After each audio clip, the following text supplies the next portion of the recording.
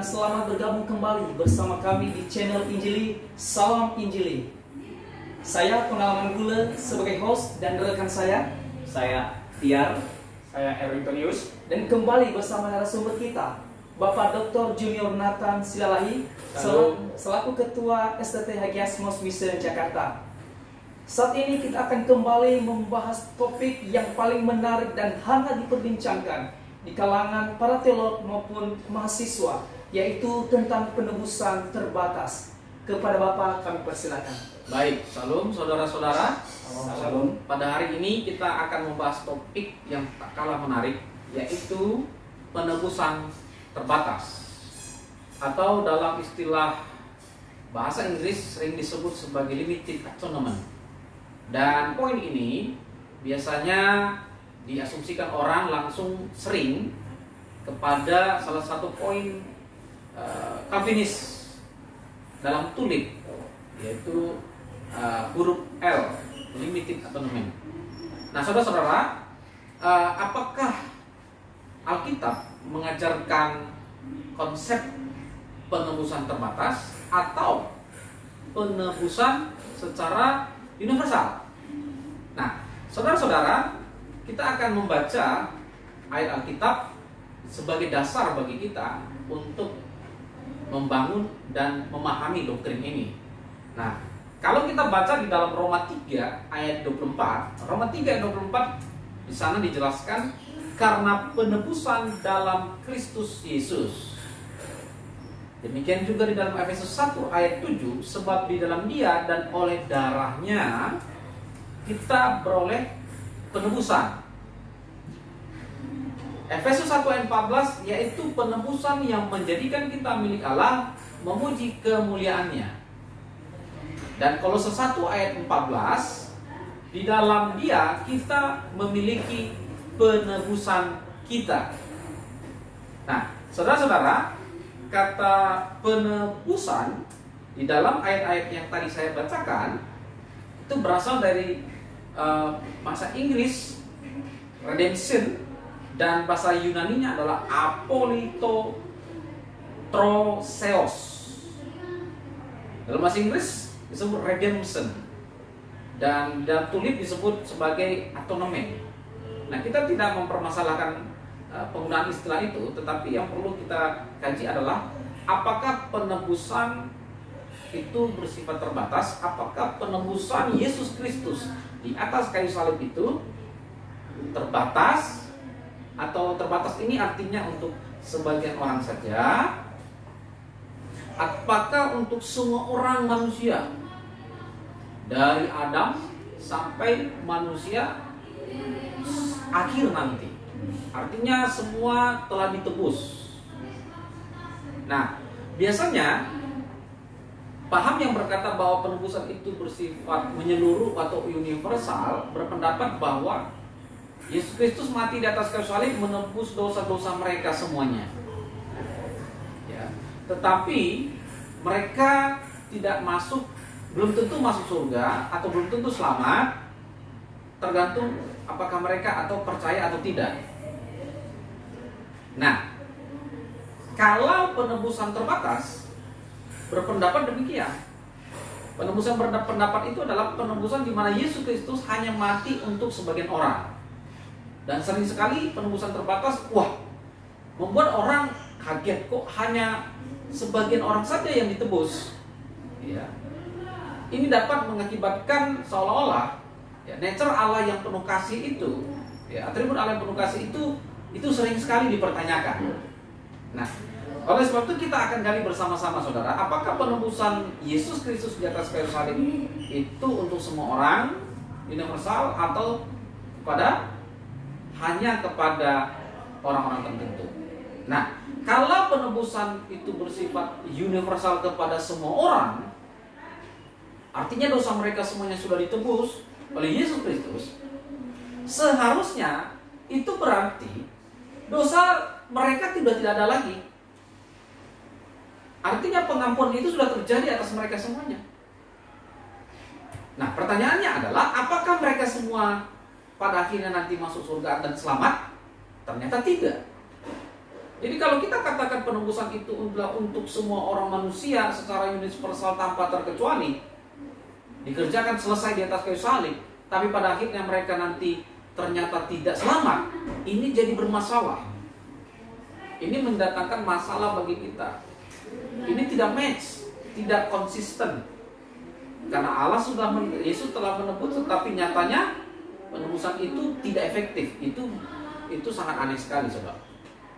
Nah, ayat-ayat yang tadi yang setelah kita bacakan tadi sangat jelas berkata bahwa penebusan itu, darah Yesus Kristus itu tercurah di atas kayu salib adalah untuk kita. Efesus 1 ayat 7 berkata, oleh darahnya kita beroleh penebusan. Siapa kata kita di sana? Dalam konteks Efesus 1 ayat 7, kita di sana adalah orang yang dipilih Allah pada ayat 5 dan 6. Itu artinya ayat 5 dan 6 berkaitan dengan ayat 7. Ya. Ayat 5 dipilih, ayat 6 ditentukan, dan ayat 7 ya, itu adalah kita, tetap kata kita beroleh penebusan. Jadi orang yang dipilih Allah dalam kekekalan, ditentukan oleh Allah dalam kekekalan, ya, itulah yang ditebus oleh Yesus Kristus. Kenapa mereka ditebus oleh Yesus Kristus? Karena mereka percaya kepada Yesus Kristus. Oleh sebab itu, antara penebusan dan percaya atau iman kepada Yesus Kristus ini merupakan satu kesatuan, saudara. Tidak ada orang ya yang ditebus tetapi dia tidak percaya Yesus. Itu menyalahi apa yang tercatat dalam Alkitab. Nah, oleh sebab itu orang yang percayalah yang ditebus oleh Yesus Kristus di atas kayu salib. Dan kembali lagi ayat 5 dan 6, Efesus 1 ayat 5 dan 6, orang percaya itu adalah orang yang dipredestinasikan.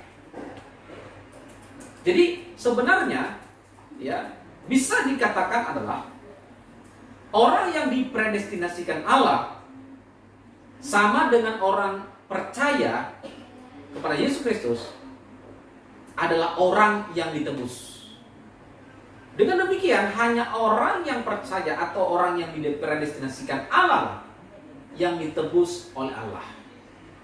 Oleh sebab itu penebusan yang tercatat dalam Alkitab adalah penebusan yang terbatas. Terbatas kepada siapa? Terbatas kepada orang-orang yang percaya kepada Yesus Kristus.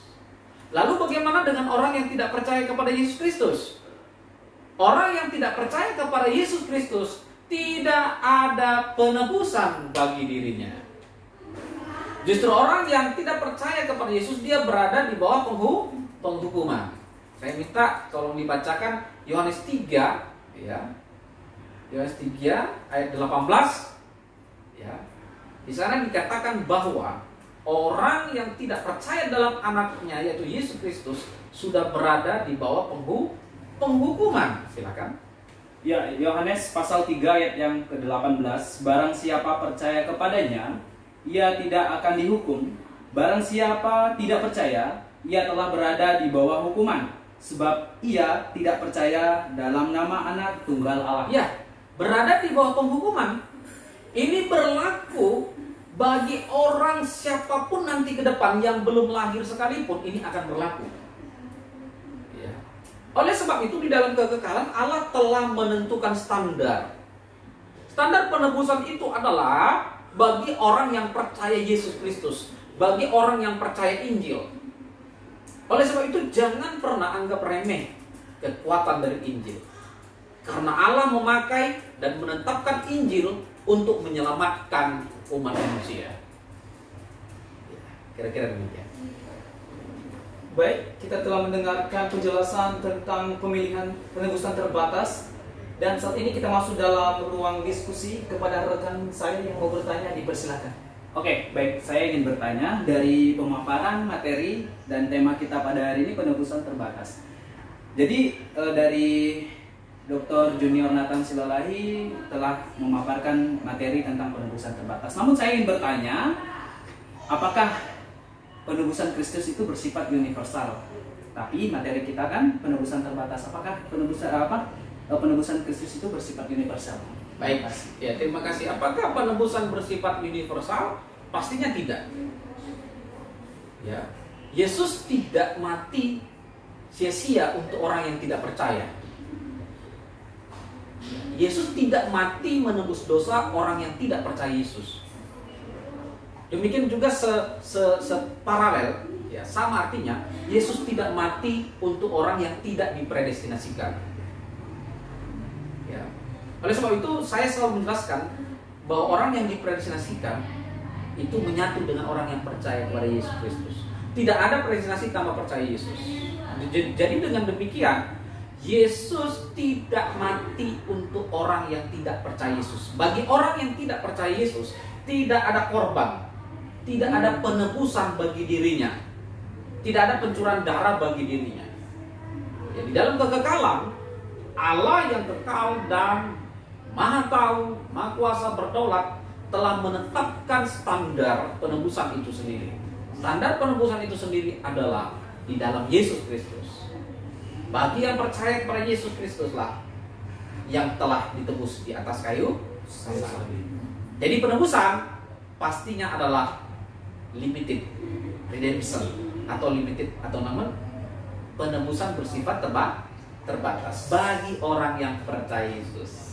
Oke, baik, terima kasih Pak. Mungkin ada dari tadi Bapak katakan bahwa penebusan Kristus itu hanya kepada orang yang percaya. Ya. Lalu bagaimana ciri-ciri orang yang telah ditebus Kristus itu? Ya, ciri-ciri orang yang telah ditebus oleh Yesus Kristus, dia akan mengalami kelahiran kembali, pembaharuan hidup, dan bahkan dosanya telah diampuni, dan Roh Kudus terus bekerja di dalam dirinya, sehingga karya penebusan Yesus Kristus itu pasti efektif, ya. Dan dengan demikian juga orang yang ditebus oleh Yesus Kristus, ya, pastinya akan mengalami pembaharuan. Sebenarnya begini saudara, ya, karena dalam tataran konsep dalam kekekalan Allah mempredestinasikan bahwa orang percaya telah ditebus, ya, dalam kemahatauan Allah jumlah dari, ya, yang ditebus itu sudah ada. Ya, kalau kita ditanya berapakah jumlah yang terbatas tersebut yang telah ditebus oleh Yesus Kristus, kita tidak tahu. Kita tidak tahu berapa orang yang telah ditebus. Kita tidak tahu berapa jumlah, ya, ditebus oleh Yesus Kristus di atas kayu salib. Karena itu bukan bagian kita. Itu adalah hak prerogatifnya Allah. Tapi kita tahu bahwa orang tersebut ditebus oleh Yesus Kristus ketika dia percaya akan Yesus Kristus, ketika dia beriman akan Injil, maka itulah orang yang ditebus. Ya. Oke, mungkin kalau kita beranjak ke step selanjutnya, jadi bagaimana kita mengetahui bahwa penebusan itu bersifat universal sementara penebusan itu terbatas?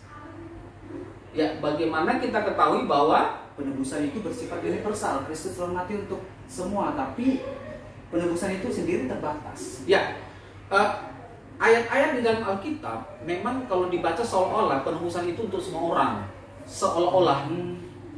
Ya, contoh mari buka, tolong dibuka di dalam Injil 1 Yohanes 2 ayat 2. Ya. Coba kita gali dalam 1 Yohanes 2 ayat 2, seolah-olah semua manusia dari Adam sampai ke akhir zaman nanti itu sudah ditebus di atas kayu salib. Itu seolah-olah, tapi kita akan mencoba menggalinya. 1 Yohanes 2, silakan. Ya, 1 Yohanes pasal 2 dan ayat yang kedua. Dan ia adalah pendamaian untuk segala dosa kita, dan bukan untuk dosa kita saja, tetapi juga untuk dosa seluruh dunia. Oke, ini seolah-olah dipakai orang untuk berpendapat bahwa semua orang tanpa terkecuali ditebus di atas kayu salib. Tapi tunggu dulu, kita harus menggalinya dengan baik. Nah, oke, kitab ini ditulis oleh Rasul Yohanes dan ditujukan kepada jemaat Kristen ya, atau orang percaya yang ada di perantauan. Itu ada orang Yahudi juga yang ada di perantauan di Asia Kecil. Ya. Nah, itu status orang penerima dari surat ini, statusnya adalah telah percaya Yesus. Nah, ini yang harus kita gali, bahwa mereka telah percaya Yesus, bukan belum percaya Yesus. Jadi kalau dikatakan di sana bahwa pendamaian segala dosa kita di sana siapa? Rasul Yohanes dan penerima surat Yohanes. Siapa? Orang yang sudah percaya. Oke, dalam step ini tidak ada masalah. Ya, karena memang orang percaya ditebus. Yang berikutnya adalah bukan untuk dosa kita saja, tetapi juga dosa seluruh dunia. Nah, seluruh dunia ini yang diasumsikan orang bahwa semua manusia tanpa terkecuali. Tunggu saudara. Justru maksud dari seluruh dunia di sini adalah di luar dari kata kita itu. Di luar kata kita, di luar dari Rasul Yohanes dan orang percaya yang ada di Asia Kecil, di seluruh bumi ini, ya, ada begitu banyak orang yang percaya Yesus juga. Ada begitu banyak orang yang percaya Yesus. Mereka juga ditebus. Oleh sebab itu dipakai kata istilah seluruh dunia. Seluruh dunia maksudnya adalah di seluruh dunia ini ada begitu banyak orang yang percaya Yesus. Kalau kita baca ini tidak ditujukan kepada orang yang tidak percaya. Ya, kita boleh teliti bersama bahwa ini bukan ditujukan kepada orang yang tidak percaya, tetapi ditujukan kepada orang yang percaya. Jadi benar bahwa penebusan itu adalah sebagian atau terbatas, tapi khusus untuk orang percaya, bukan untuk orang yang tidak percaya. Oke, baik, terima kasih Pak. Lanjut Pak, pertanyaan saya yang kedua itu, kalau penebusan itu terbatas, bukankah Allah itu pilih kasih atau tidak adil? Ya, nah ini juga sangat menarik pertanyaannya. Kalau penebusan itu terbatas, apakah Allah itu tidak adil? Apakah dia pilih kasih dong karena terbatas saja, hanya sebagian orang saja? Nah, kalau kita mendengar kalimat itu hanya tataran dari luar, itu seolah-olah kita akan menjustifikasi Allah, mengklaim Allah sebagai Allah yang tidak adil, saudara. Tetapi sesungguhnya kalau kita belajar Alkitab secara komprehensif dan menyeluruh dengan teliti baik-baik, bahwa Allah itu memberikan Injil. Ya, Allah itu memberikan Injil sebagai media keselamatan. Ya, media keselamatan Allah itu adalah Injil.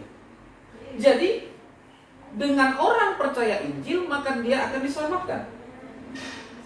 Dengan seseorang juga ketika menolak Injil, maka dia tidak diselamatkan. Jadi letak keadilan Allah di mana? Tidak ada. Allah itu Allah adil. Kenapa? Karena Injil itu ditujukan kepada semua orang. Nah, tetapi tergantung respon seseorang. Kalau seseorang tersebut katakan saya tidak mau percaya Yesus Kristus, nah masalahnya di mana? Masalahnya bukan di Allah kan?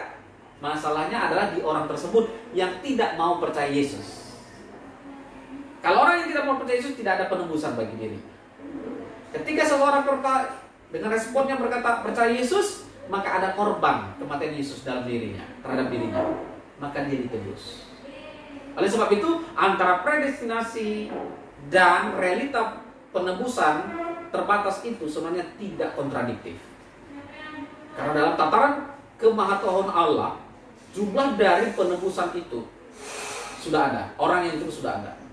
Demikian juga sama, jumlah orang percaya itu sudah ada. Meskipun dalam kekekalan bumi ini belum ada, manusia belum ada, tetapi Allah yang Maha Tahu, Allah yang luar biasa dengan atribut kealahannya, ya, mengetahui segala sesuatu yang akan terjadi di seluruh bumi ini dan menetapkan standarnya satu. Standarnya apa? Yaitu percaya Yesus. Jadi Allah sangat adil. Ya. Terima kasih Pak atas penjelasan dari beberapa pertanyaan kami, dan selanjutnya saya kembalikan kepada host. Demikian saja obrolan kita tentang penebusan terbatas. Semoga bermanfaat bagi kita semua. Tuhan Yesus memberkati. Shalom. Shalom.